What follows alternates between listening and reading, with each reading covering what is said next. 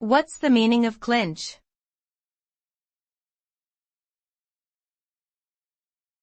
Clinch.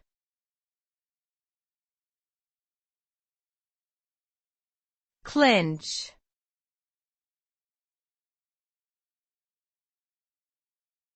Clinch.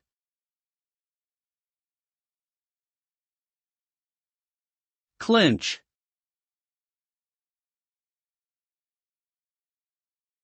The verb clinch has a few different meanings, but one common definition is to settle decisively. In other words, when you clinch something, you bring it to a final conclusion or resolution. This can be seen in a few different contexts, such as clinching a deal or clinching a victory in sports.